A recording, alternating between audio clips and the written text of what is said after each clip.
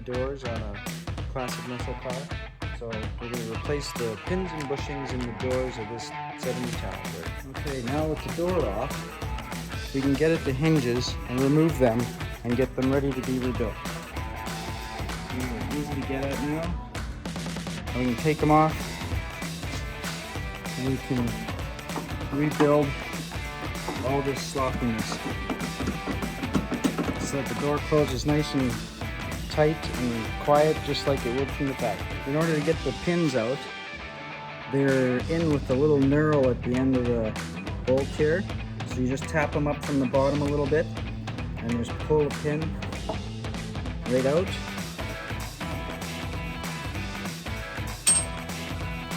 And pull the hinge apart. And inside here is where the brass bushings go, here and here. And then you can push the new pin in, and that one's rebuilt. And then move on to the next one at the bottom. Got the bushing sitting in the top of the hinge now, the new one.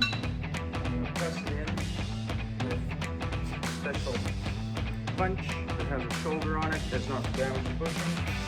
I'll use my swing press here. Press it.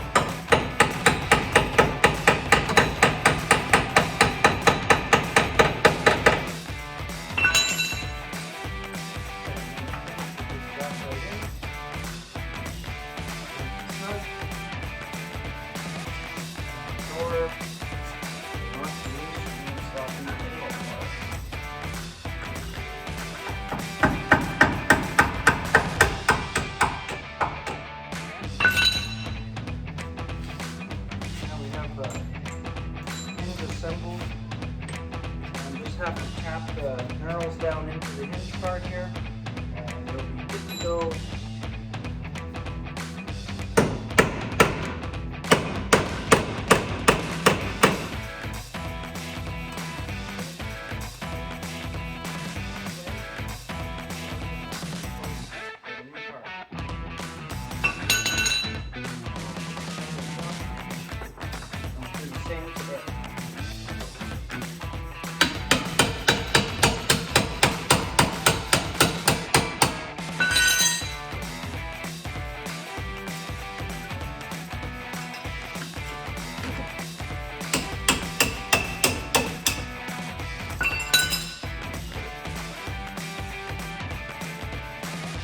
The bottom hinge is a little more complicated. The zip did not have bushings in it already, so I have to drill out the factory hole to accept the new bushings, and that'll take up all the play and make this thing good and tight. I've drilled the holes out and installed the new bushings, and now this pin will install in there and it'll work just perfect.